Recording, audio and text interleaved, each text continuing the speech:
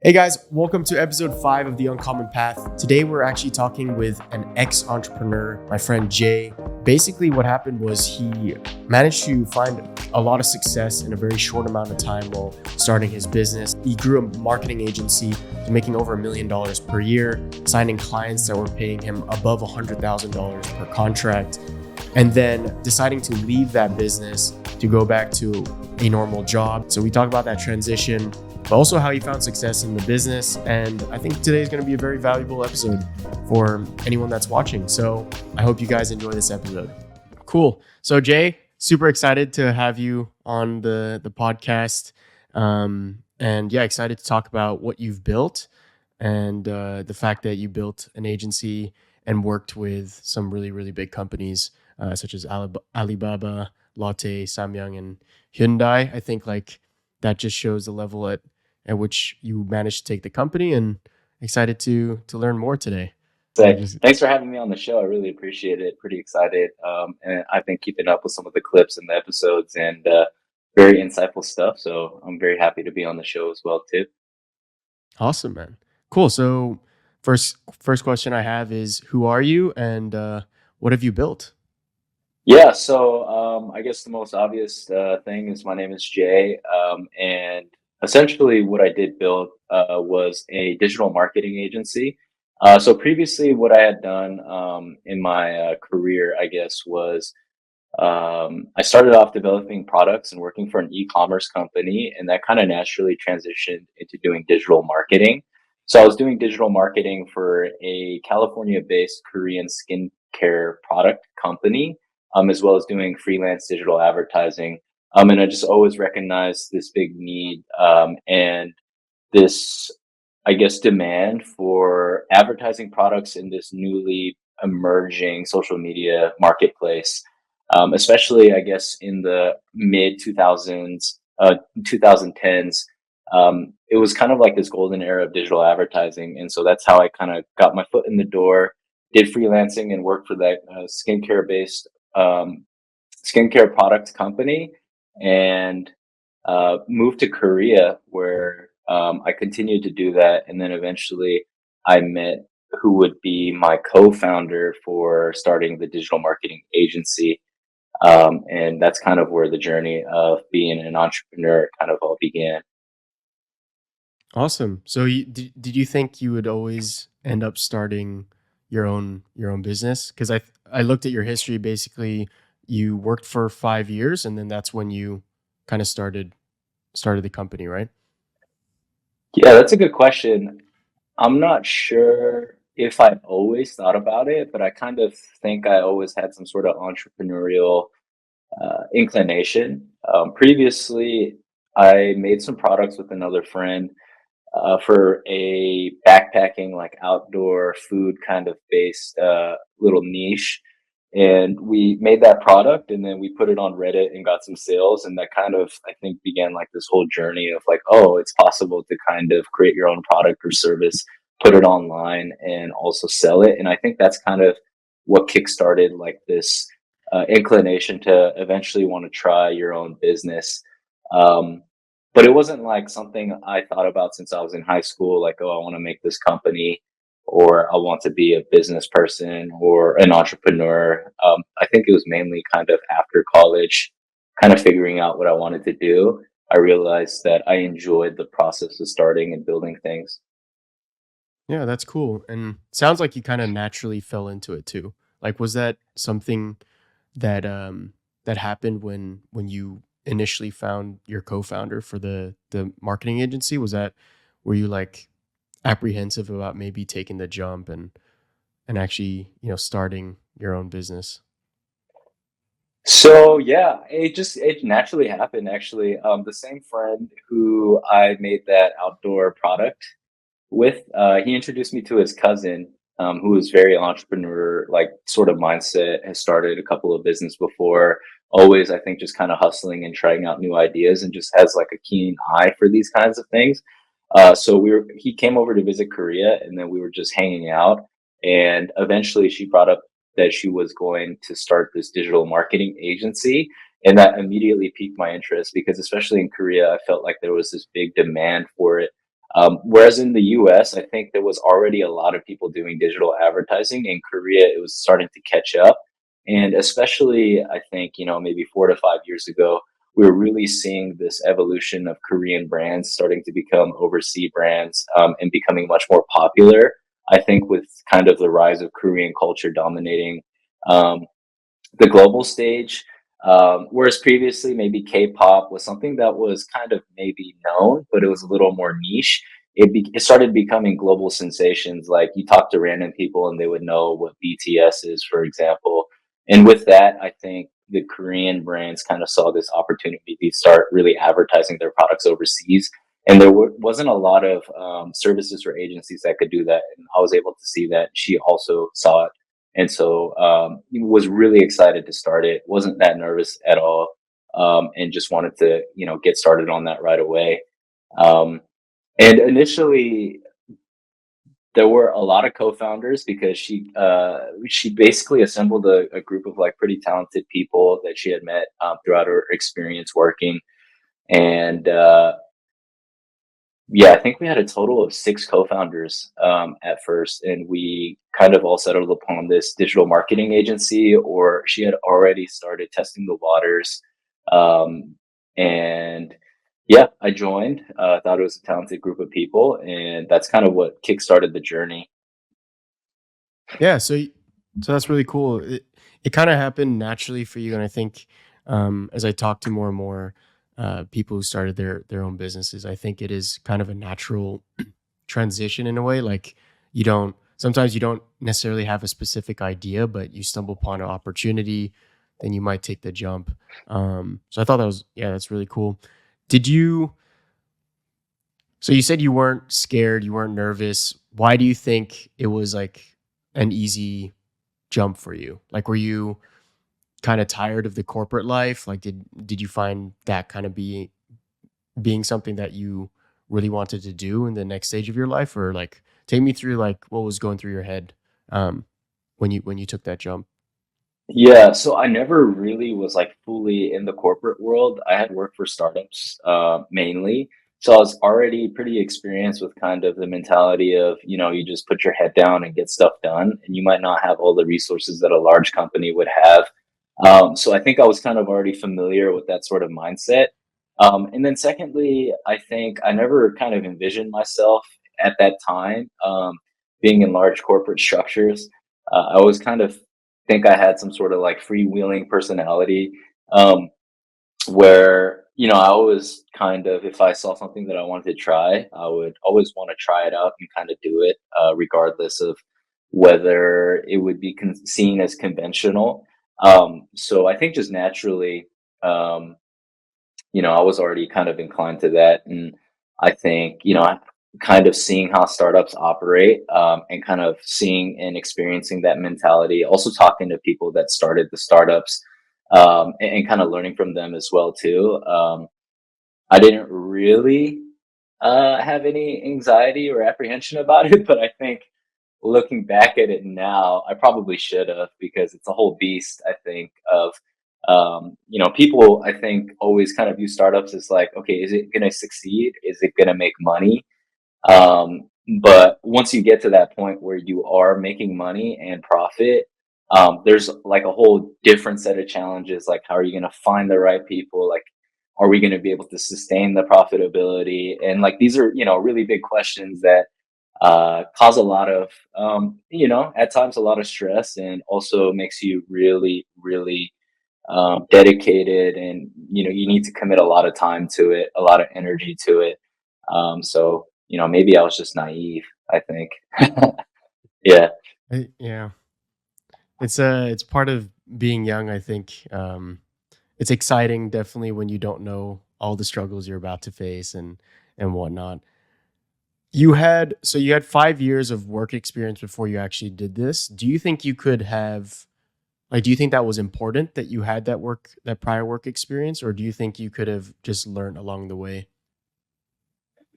That's a good question. I have thought about that quite a bit. I think, some people, I think there are very few cases where someone could just go directly into a startup and be able to turn it into a profitable and a smoothly operating business without previous work experience. Like I don't think it's impossible. But for myself, I think I learned a lot at the previous companies that I work with. Um, for example, what are standards of professionalism, right? I think when you first enter the workplace, you don't necessarily know, what's considered like proper, like how to properly craft a business email. Like that's something that you would think would be kind of common knowledge, but I actually had to learn that from my first startup, and even the co-founder that I work with, she had a lot of facing experience, and I did to a certain extent, but not to the stakes that we did at the company. And she helped me a lot as well too. So I wouldn't say it's necessary, but I think that there are some very key benefits that you can get from working before you do a startup right away. And I also think it depends on the type of business as well too. For example, doing a digital marketing agency where you're doing a lot of client servicing for a lot of large corporations. Uh, if you just like go directly from, college, first of all, you won't have the necessary skills to be able to service these clients. Um, and you won't even, have like that sort of background to understand what they're looking for or to propose, like, pitch proposals to them and win them over. But once you win them over, you have to, provide good service. And yeah, it's hard for me to imagine like just a regular person jumping straight into the workforce being able to do that well from the jump. It'd probably be like some sort of baptism by fire, where yeah, they would make a ton of mistakes, and maybe a lot of clients would get angry, um, and then maybe eventually things would turn around after they have like the requisite skills to be able to properly do their job. Hmm. What skill of yours you think was the most important when starting out? Yeah. So I think I'm more of a generalist than a specialist. So, kind of before I did the digital marketing agency, I tried like a lot of different aspects of marketing. So, digital marketing, and then some sort of like creative production. So, I made a lot of videos and took a lot of photos and learned copywriting. Learn how to set up digital ads, learned how to, run them and operate them across a variety of platforms. Um, so I think, being able to have like a wide variety of skill sets is like kind of a generalist really helped. And then the other thing too, I think, is um, I had good synergy with my co-founder. So when we go and meet with these clients, we had some key strengths that I think kind of helped us win the clients over. Um, she had a lot of corporate experience and knew how to anticipate what like a client would be worried about or like what they would be looking for. And then I also kind of had like enough of like a technical knowledge to sound like we know what we're talking about. Um, due to my previous experience. So I think that was probably one of the most important things because we didn't have like a long portfolio history. We had like freelance stuff that we did or, our previous work. But we didn't have like, oh, we worked with, X brand as an agency to provide, Y result. And because of that, we had to basically be able to persuade the clients that we were trustworthy and knew what we were talking about. And I think that was probably the most important and critical skill set. Yeah. Yeah, so I think at the end of the day, the clients are going to be the most important thing about the business. What have you learned about scaling the business from, a client acquisition point of view? Yeah. Definitely clients are, so I think when I entered the marketing agency business, I didn't really think too deeply about it. And so, I kind of approached it with like the mentality of like, okay, I'm gonna be the boss, right? Or we're gonna be the boss.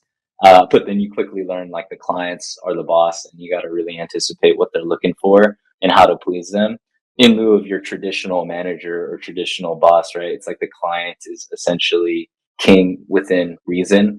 If they're an unreasonable client, of course, you don't want to work with them. But yeah, that's something that I think was a key insight. And sorry, what was the question again? Yeah, like what was the greatest lesson essentially when you had to focus on, acquiring clients in order to scale the business? Yeah, the greatest lesson I think was for the first clients. Essentially, we just had to go all out. Like, it felt like we had to go to the ends of the earth to win that first client. And once we got that first client, it gave us credibility because we had a case study now that we could put on our website under the name of the agency that we created. And then other people would look at that. And then that's how we actually got like, some other inquiries. But for example, the first client that we had was a Korean food and beverage brand. And we got a proposal or request essentially, and we gave them like a proposal that piqued their interest, right? It clearly showed that we understood their product and what they were trying to accomplish overseas and presented them with like some key strategies and suggestions on what to do.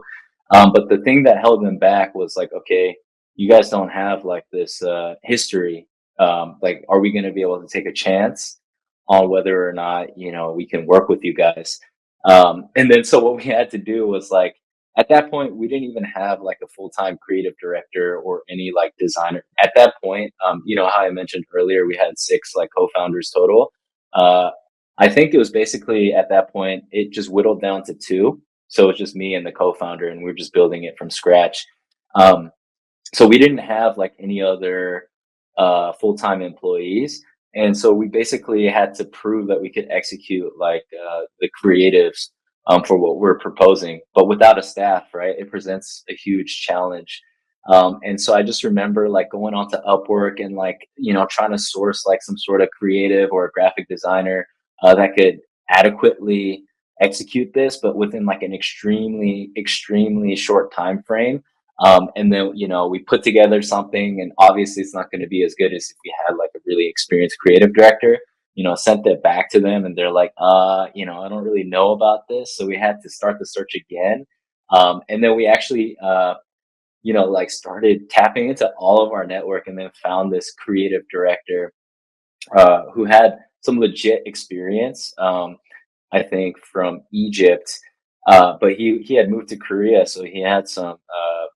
I guess he had some bandwidth to work on additional projects. And then, so what he did is he helped us craft the proposal, and then put it up to snuff essentially. And then we submitted that, and they're like, okay, the creatives I think are satisfactory, but are you guys going to be able to execute on like the food product photography? Because that's like a whole other thing that is going to be absolutely key for a food and beverage brand. So I remember they're like, we're like, yeah, of course we can do that. And they gave us like a really, really short timeline. I think like about a week to come up with some food creative or food photography.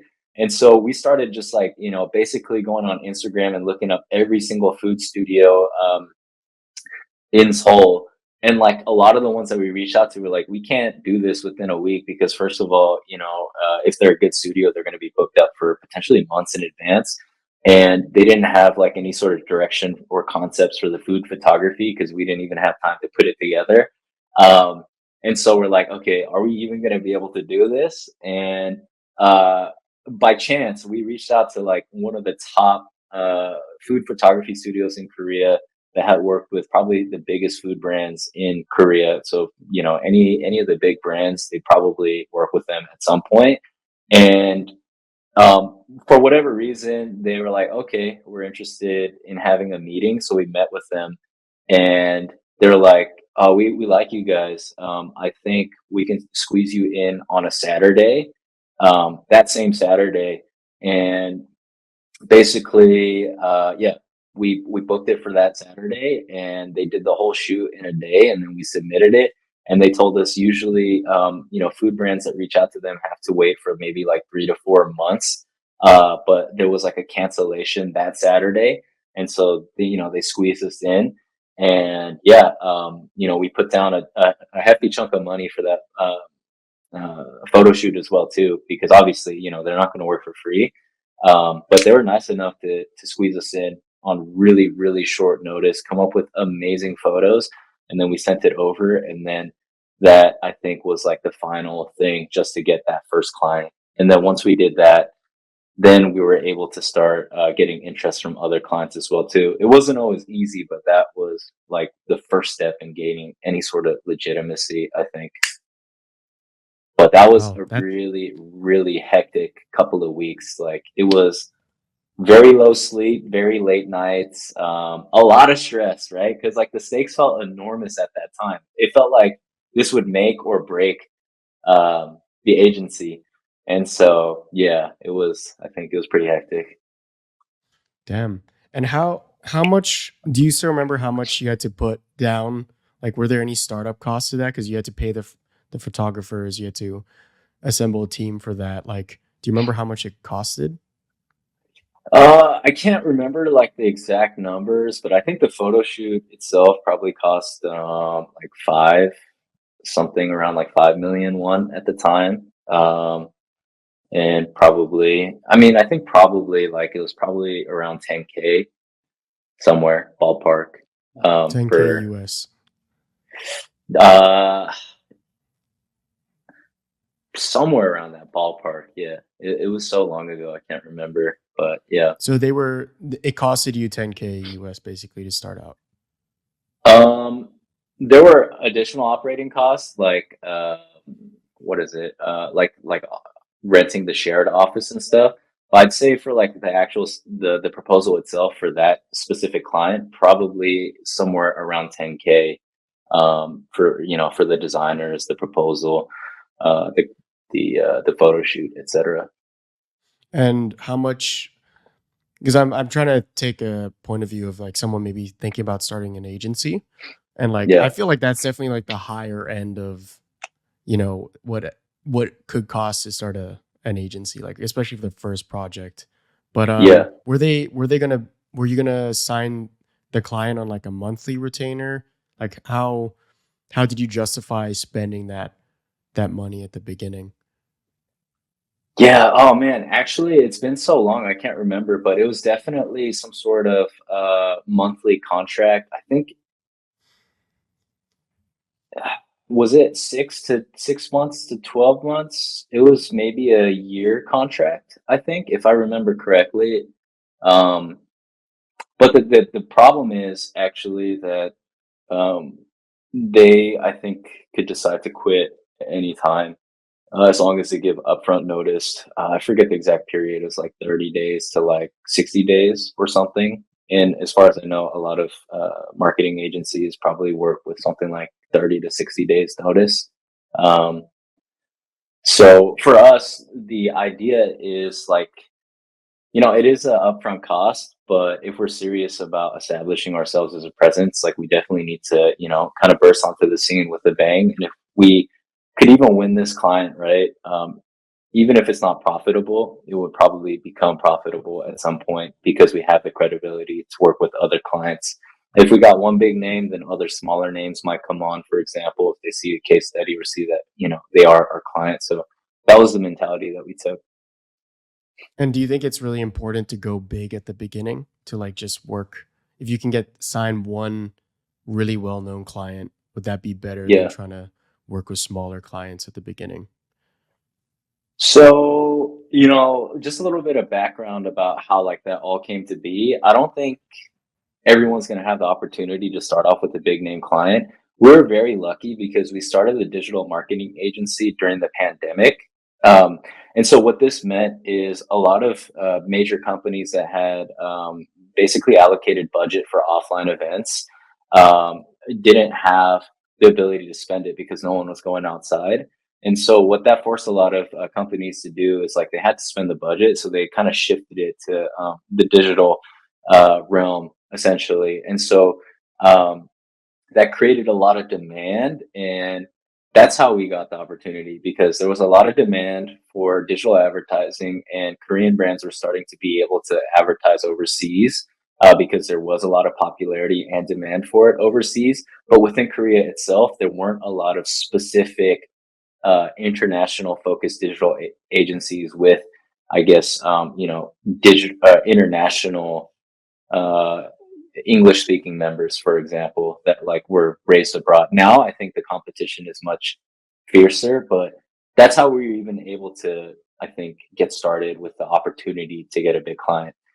So I think whatever opportunities you have, you just have to take it and then just chip away at it. So if you don't have any big opportunities, I don't think that's um, that's not a deal breaker, right? You have to start somewhere. Um, and I think, we were just lucky to be able to start off with that. Cool. So after you got your first client and things were going good, like what was the what were you guys trying to do to scale the business? Like were you straight away just going to new clients, or were you using those referrals, those inquiries as kind of the way to go forward? Yeah, so we were extremely lucky, I think, in the beginning because we did have a lot of inquiries coming in. So, once we did get that first client, essentially, or we had clients before that, but that was like the first major client that, like, I think kind of really changed the scope of our business, and also, that's where we were able to start building on our portfolio and get other major brand names.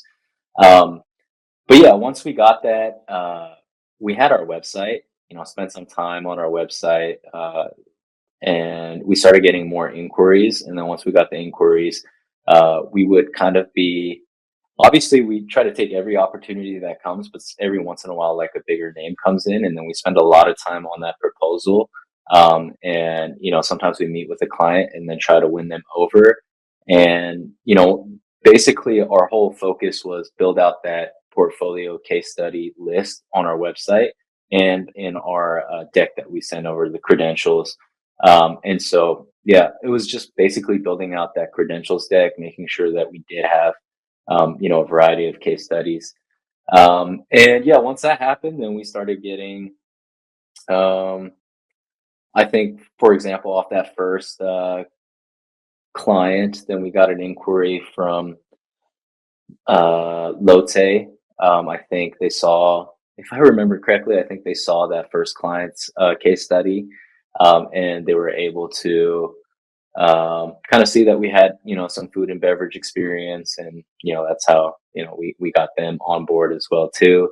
Um, so essentially, we wanted to not just be in food and beverage, but also have like a variety of case studies. So we got a proposal for, I think, a B2B car manufacturer as well too. So we put that on board, and that brought in a slew of other like B2B, manufacturer inquiries as well too. Um, and yeah, I think the key is once you get the inquiry, you just have to go all out essentially with the proposal. So a lot of sleepless nights researching the brand, researching what you think that they really want, and just like giving them unique strategies on how to execute on their goals, and just showing like a real understanding of the target market as well too. So what we really focused on, our co-founder had a consulting background, so she was really good at uh, basically taking the pitch decks that we worked on together and just making it extremely presentable and very concise, and very easy to understand. Whereas, like, I was good at doing like the research aspect and figuring out like unique angles on what I think would stand out to them and kind of show them that, we understood their target market. So we had like a really good ability to, I think, create good pitch deck or proposal decks. Yeah, and that I think was the key on like scaling up as well too. Um, yeah, when I create proposal decks or any sort of decks, I'm like really bad at making them look good. But she was really, I think, kind of advanced, elite tier at creating really presentable pitch decks and making sure that they had a good flow as well too. Like not just the visual aspect, but like the actual flow and structure of it. Yeah, Yeah, well, when it comes to like pitching and getting that like ensuring that you essentially sign and close the client, what do you yeah. think is like that most, like it's the visual, the flow, the understanding of the company. Like you talked about those kinds of things, but what do you think is like maybe the key metric they're looking for, the key value proposition? Like after working with all these big companies, like what do you think they're really looking for when it comes to the proposal? Oh man, I think obviously different companies are going to have different people that you're going to be talking to, and I think they're all a little bit unique in terms of like their specific objectives. But um, aside from that, um, what I learned about proposals, right? You have to really, really condense what you think they want to see or what they need to see, and make it as easy as possible to understand. So we spent a lot of time doing research and coming up with ideas that we thought would stick in their mind and be like, okay, they clearly understand what they're talking about. But we also spent a lot of time trying to work on the narrative within that deck, right? So, like, essentially, every time we send them a proposal, right, they give us an objective and we walk through like the research that we do and like how we think it applies to their brand, what we think their strategy should be, what we think their expected results are, but we make sure that it's like a very easy to understand narrative. Um, so every slide has like a very, very easy to digest amount of information. And sometimes that would just be like a single sentence, right? Because you don't want to overwhelm them and just make them confused. Um, so yeah, making it as easy to understand as possible. And then secondly, I think the research aspect goes a really long way. Marketing isn't about creativity, in my opinion. I think creativity is a necessary component, but it's about really understanding who the audience is. And the only way to understand who the audience is by doing a lot of research. So any sort of studies that are out there on the target demographic, statistics, um, and making sure that everything that you're suggesting to them is kind of based in uh, like a fact, like based in fact, essentially. Um, so yeah, two-pronged approach. Hmm. Very, very easy, smooth narrative to understand, and then making sure that there's like a really strong factual basis for what you're suggesting, and then case studies. Um, yeah, afterwards to show that we did have the experience to kind of show credibility as well too. Yeah. No, yeah, that's really interesting, and that's probably really hard to do, right? To make a presentation or a Oh yeah. proposal like super simple, I'm sure like takes a lot of work and practice. And I mean, the fact that you guys even signed like your first client was a big client as well, I think that's really hard to do. Yeah, But yeah. it was, man. I just remember, like, you're totally right. Like, we would spend legitimately sometimes hours or even like full days on like a slide or two, you know? Um, and sometimes our slide or our decks would be like 40 slides, right? Like, cause it sounds like a lot, but like, let's say you put like one key point on each slide. Like you read like a 10-page study and then you find like two key facts.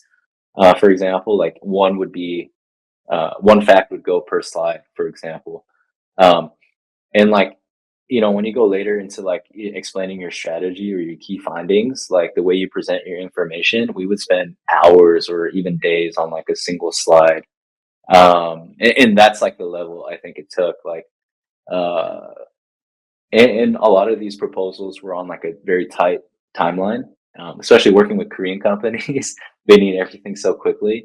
So like sometimes we'd just be crunching for like an entire week on top of like everything else that we had going on, the actual work and the execution, and just like fine tuning these proposals, running them by, doing test pitches practices, for example, to make sure that everything was smooth. Um, yeah, and that's what it took, I think.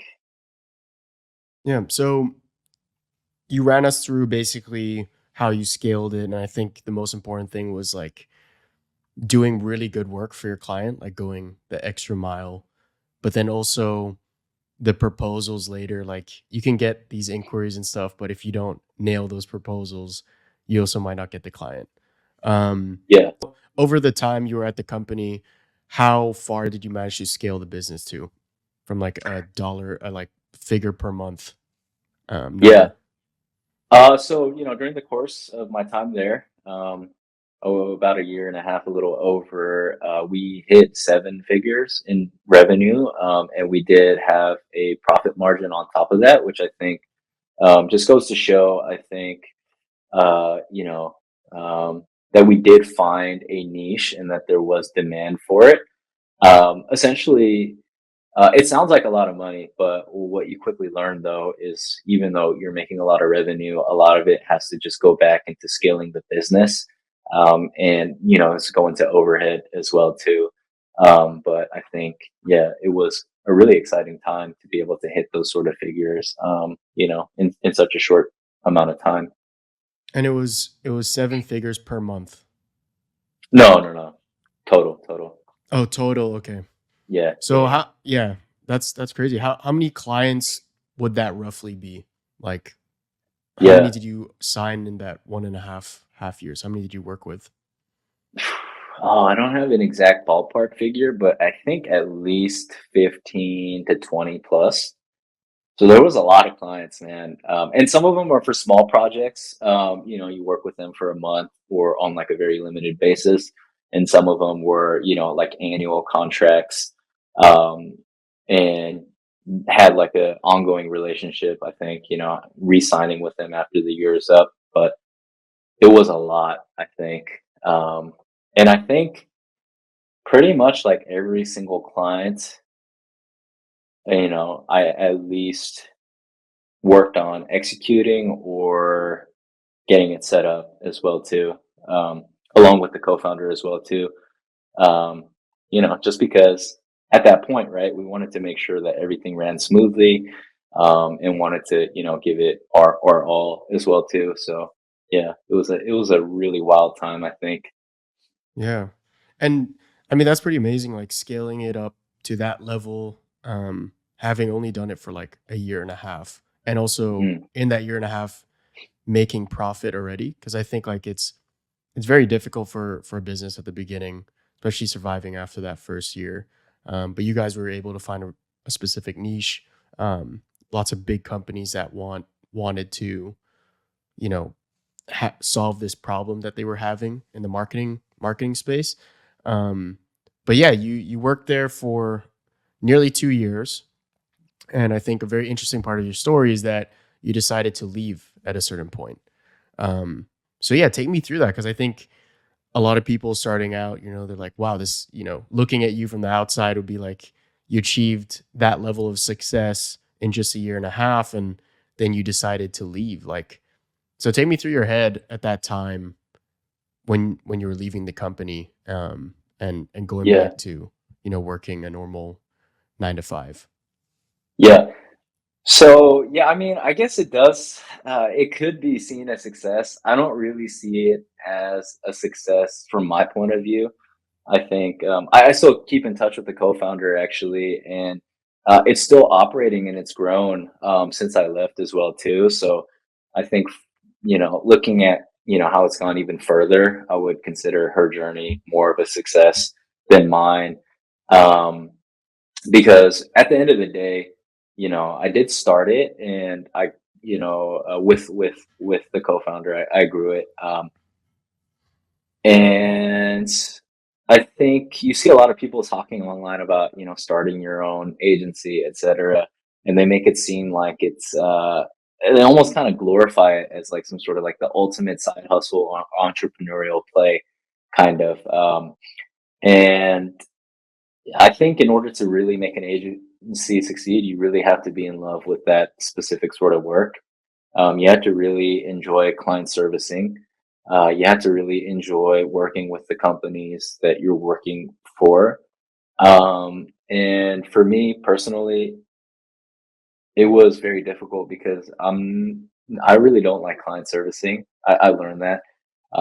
It's extremely stressful because the key to good client servicing, I feel like there's only so much control you can have. Like you're in the middle between a client and the person that you're interfacing with is going to have like, their superiors and their superior, or, uh, And on the other side, you have to work with your team, and sometimes you can't always control like the team as well too. Like I think it's something that project managers kind of experience a lot, right? Like they have to steer the ship, and it's hard for them because they don't actually like do the work themselves. And uh, it was just difficult, trying to make sure that the clients were happy, trying to communicate to the team, and playing and relaying and being a middle person essentially.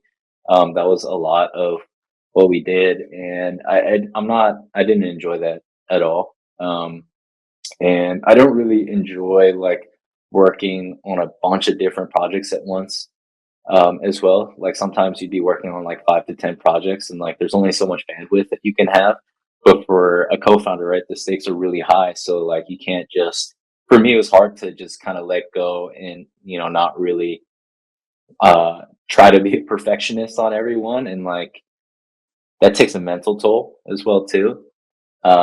And then, just working with, I think, Korean brands as well too, there is like some sort of cultural barrier. It's very different than working with Western companies, which I'm much more experienced and familiar with. And so there was like that cultural barrier as well too that was difficult. So those are some reasons why I just particularly didn't like working in a marketing agency, and that definitely contributed to why I decided to leave at the end.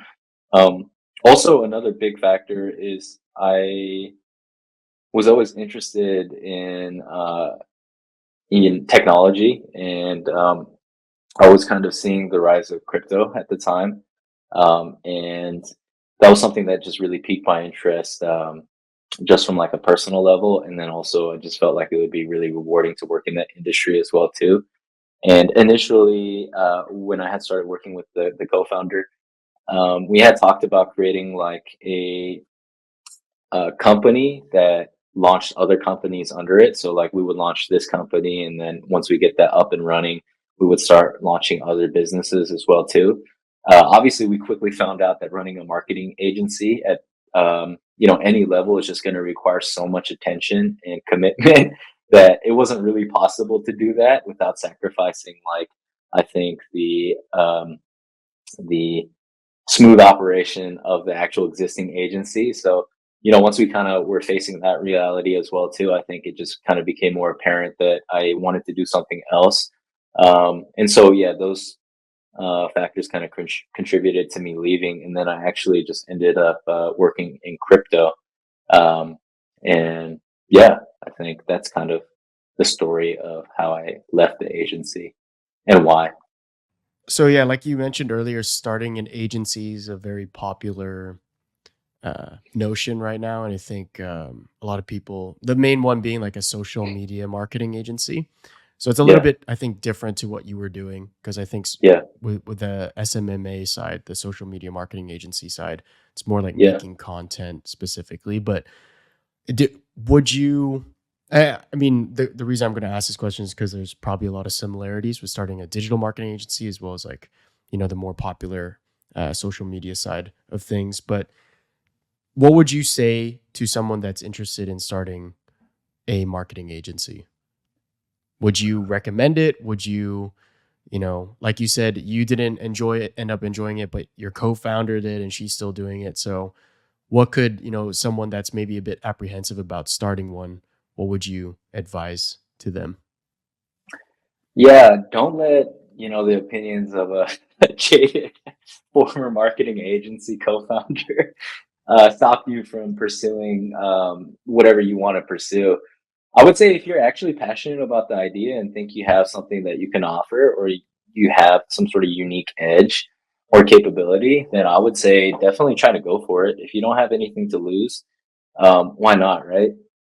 Um, at the end of the day, I think the most important thing for any sort of entrepreneur is to just try it and then figure it out from there.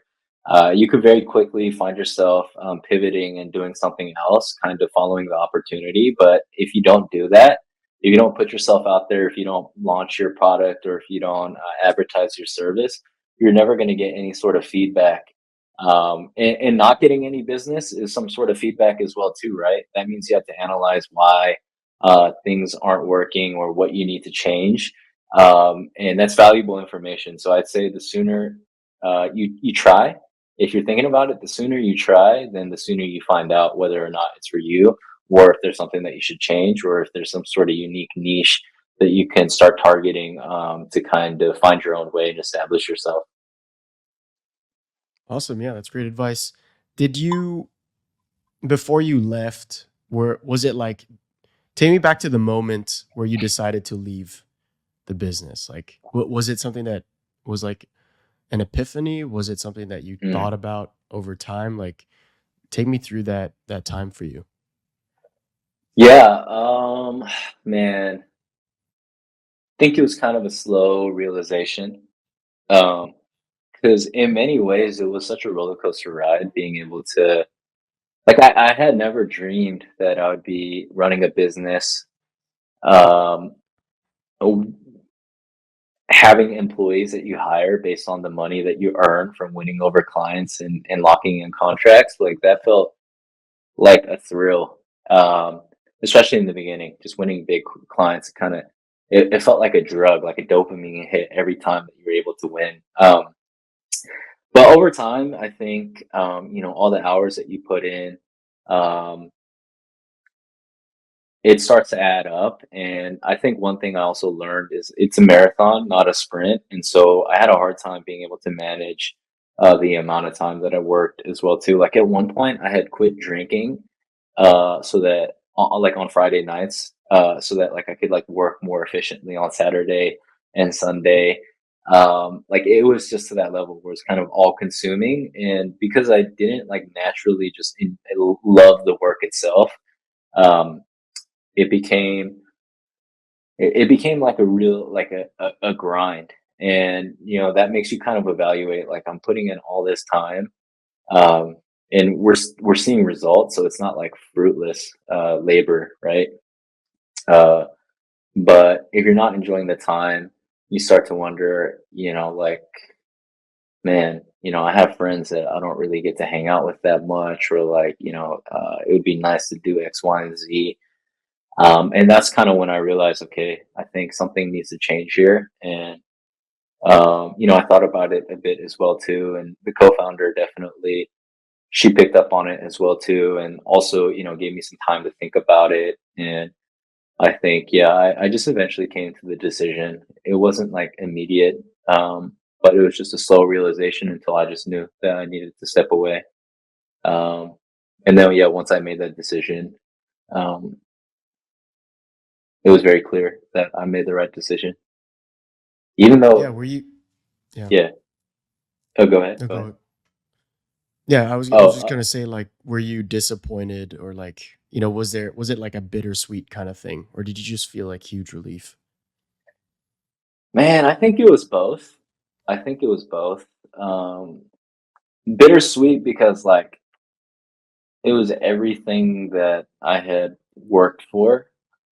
Like I felt like I put in blood, sweat, and tears alongside the co-founder. Felt like going to battle, right? And then like at a certain point, you're like, I can't fight this war anymore, right? And so I think it was bittersweet because you had to step away from something that you were instrumental in building. Um, and it was also hard too because me and the co-founder had gone through so much as well too. And it did feel like I was kind of just leaving her, right?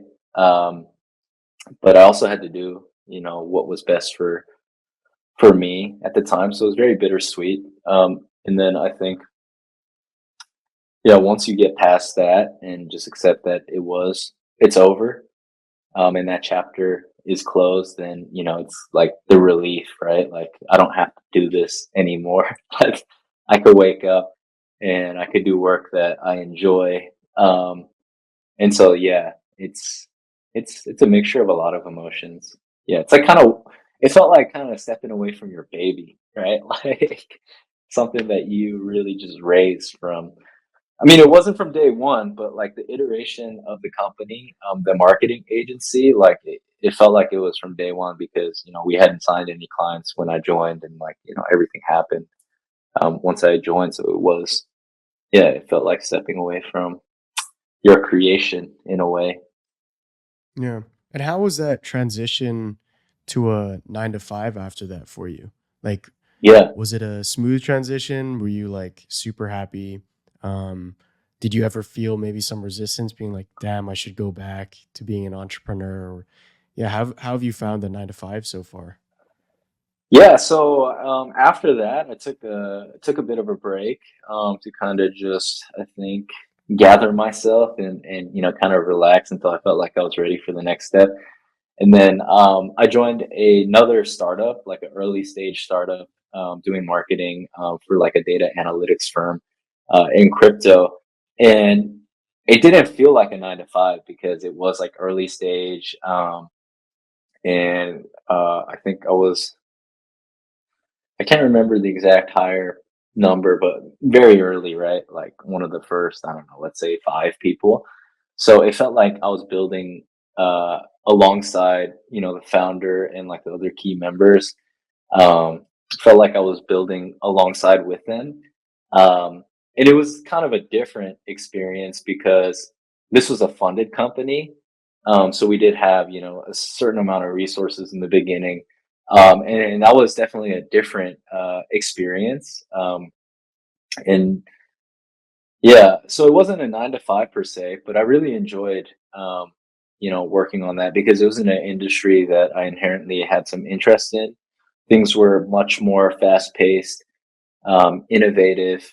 Something's always happening in crypto. I think like 1 week of crypto headlines is probably the equivalent of like a year of like a very full and roller coaster ride of a year of tech headlines. Like something crazy was happening every other week. That would be like the highlight of like the year for a certain tech industry.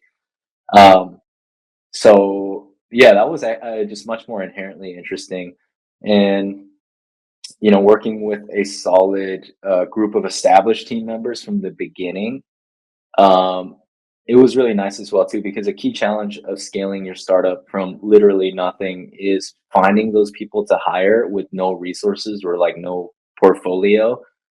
Finding capable and talented people, that was a really difficult challenge, but that was something that we didn't really have to experience at the job that I did after.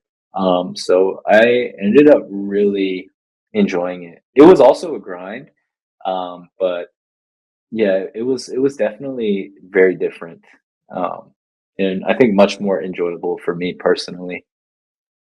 Yeah. So do you think, that whole notion of follow your passion or make your passion your job? Do you believe in that? Like, do you genuinely think it helps if you're passionate? That's a good question, and I think there's a good. I think it depends on who you are. Yeah, some people are able to work in a field that they like. Let's say an easy example is like a photographer, right? Like someone who likes to take photos. A lot of people who end up taking photos for their job, they end up hating taking photos because it just becomes a job, right? So I think there is this component of like whatever you end up doing, it's going to be a job, and there's just going to be a lot of additional stuff that's not related to the thing that you're very passionate about that you have to do. And that's never going to be as enjoyable to you as the actual passion itself. So if you're a photographer, right, like you're going to have to be looking for clients. You're going to have to be doing client servicing, sending a lot of emails, like putting together a portfolio website. Like that's all stuff that might be really tedious for you, but you're going to have to do to enjoy the actual part of photography that you enjoy, which is taking photos. Um, so I think you have to be realistic and know that whatever you do, a job is going to be a job. And there's always going to be negatives to any career or industry that you work in. But on the other hand, if you work in an industry that you genuinely enjoy, it's I think it helps, because for crypto, right? Like I would be innately curious about what's going on, and so I'd be just reading news or checking prices or like watching videos, listening to podcasts on my free time. Um, and that's probably only going to help you because you're just more knowledgeable about the industry. You're up to date, and you get to be in the middle of like an emergent technology. And so I think it does help, but yeah, you have to be realistic about working essentially. Yeah. And for maybe the people that are about to start or they've already started and they're scared about what happens after, if their business fails and they have to leave and go back to the regular, not a regular job, but like I mean, you could work at a startup or something, but what advice would you have for them? Like, do you think it was actually easy to find a job after starting a business? Because I think it can be scary, right? Like you're starting your own business. Some companies might look at that and not want to hire you because of it, and some companies value that. How did you find, when you were applying for jobs after having that entrepreneurial experience? Did it help you? Did it hinder your ability to find a job? How what was it like for you? So I think for myself, the roles that I applied to, I think it definitely helped because you kind of have like this proven track record of being able to manage teams, operate like a business that's profitable. So that means you're not making like really critical or irresponsible mistakes. Um, and yeah, I think it does show that you're capable of, kind of doing things from the ground up and, working without much guidance. And so for a role that would value that, it definitely helps. And I think that was like a key aspect of what helped me land my, job right after running the agency because I had talked to the person who had hired me, and they said specifically that they needed someone that didn't require like a lot of management and was able to just get things running up and running on their own, through their own experiences and capabilities. So it definitely helped for sure, and I think there's a lot of jobs that would probably appreciate that. And I'm sure there's some jobs that probably wouldn't care as much. Um, for example, like being a co-founder of yes, a small marketing agency is probably not gonna be super relevant experience for being like a director of a specific department with like 500 people. So it just depends. But for that specific stage um, that I was at, it definitely helped me get the next job. Cool. Do you regret anything? Like, would you go back in time to change anything? Oh man, I think I think the biggest thing that I would change is my ability to kind of not just be sprinting the entire time, to kind of regulate myself so like I wasn't so close to burnout by the end. I just felt a tremendous amount of pressure and stakes for winning all the clients or like whatever project we were working on. And I think by the end, it's like you only have so much capacity and bandwidth for giving like 1,000% to specific projects. And in the short term, the execution and the projects they benefit from it, right? But for like the long term of the business, if you don't have like specific outlets like working out or like uh, making sure that you shut off by like a specific hour, um, making sure that you eat healthy, then you're going to suffer because, your body is a machine. And if you don't take care of the machine, it's going to break down. And I felt like I was starting to experience that by the end. And it's just better for everything and everyone in the long run. The people that you're working with, your co-founder, the clients that you're working with, the projects that you're working on. It's just better for you to be able to manage and control your own stress and make sure that you have proper outlets and are functioning on a healthy level. Yeah, what would you have done to, like, if you could go back in time and change it, like what would you have done specifically to Yeah, mitigate the burnout? yeah. I would probably make sure that I had at least one day off where I wasn't thinking about work at all. I think sometimes, like occasionally, we would um, work every single day, and sometimes like a half day. And like you would always have to I would always just check emails essentially during the weekend. Always kind of stressed out about like what are we gonna have to do on Monday? Like, is there something that we could tweak on this proposal? And so making sure that I have like a clear time off would be one big thing, and then probably um, I think having some time every day to myself. So in the thick of it, I would just wake up, go directly to the office, work, and then work until late at night. We'd order like a lot of unhealthy food, like chicken wings and burgers and stuff. Because you also want to have fun and have something to look forward to. And so that was our way of relieving stress. But eat it really unhealthy and then work until very late at night, either till the last train or take a taxi home. And then like no time to unwind or like have to myself. Um, so probably I'd go home a bit earlier, probably work out or go for like an hour long walk or a bike ride without like my phone or without checking emails. Probably do a better job of like meeting up with friends like once a week on the weekends, for example.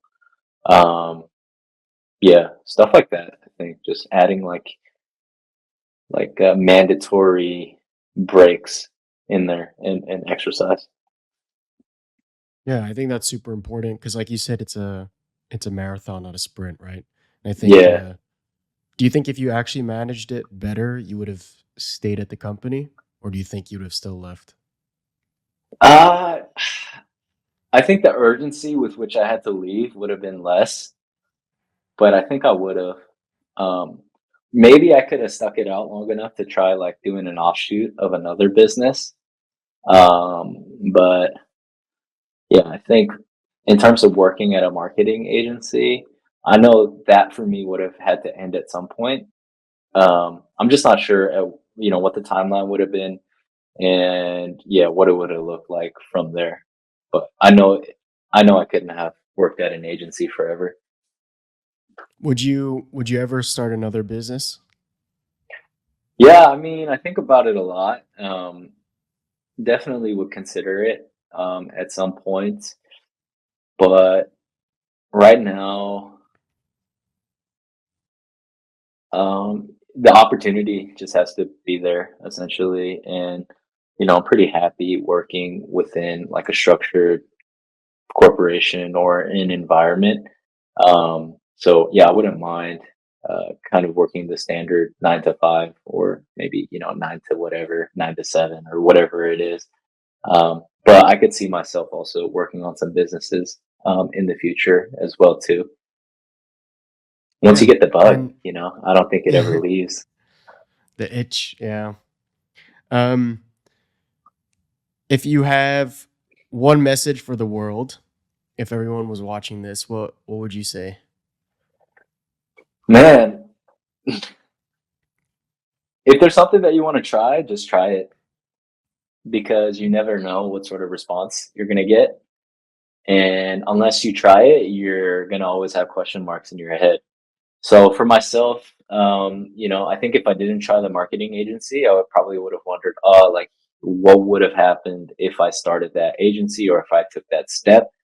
And I took that step and now I know, right? Like I don't have any doubts about my decision, but it was only because I was able to have the opportunity to try it out. So I would say for anyone who's interested in starting something, start it out as soon as possible, get that feedback, figure out if it's something you enjoy, figure out if it's maybe not an idea that's going to work out, but maybe you can learn something that will help you pivot and continue along your path of entrepreneurship. So yeah, just get started.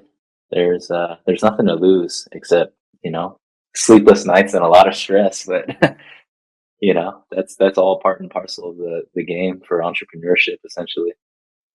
Yeah, and I think also learning about your story, I think it's like you went all in, like you tried something, but you went all into it. And I think like that's probably something that's also to add on to what you said, something super important. Like it's good to try something, but I do think you really need to go all in to really, you know, see your, yeah, make the most out of the opportunity. Yeah. Yeah, that's a good point. And because I felt like I had nothing left to give, it made the choice for me to step away from the agency much easier because I felt like, okay, obviously I could push more and give more time, but up until that point, I felt like I had given my all. Like, I don't think I could have, worked a single hour more. Like, I gave it my entire capacity. I could have done better for sure. I could have avoided mistakes, but I think I gave it my entire capacity at the time. And because of that, I can look back and be like, okay, I don't regret stepping away. And I do think, yeah, you raise a good point. Anything that you want to try, you're gonna have to give it 100% to see where it goes. If you're not willing to give it 100%, um, then entrepreneurship probably isn't for you because it's not all roses.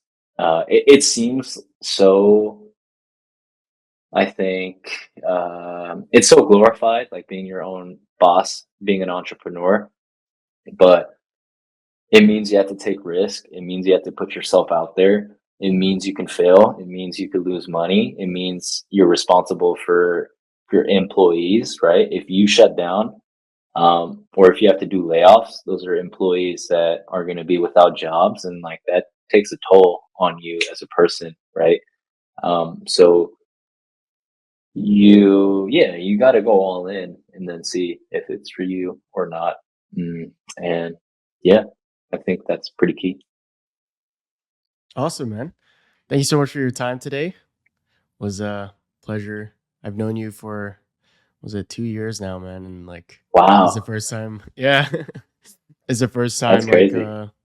yeah, I'm really, learn. I know you used to do you used to be a business owner, but I never really had the time to talk about it with you. So it was nice to Yeah, learn about it, man.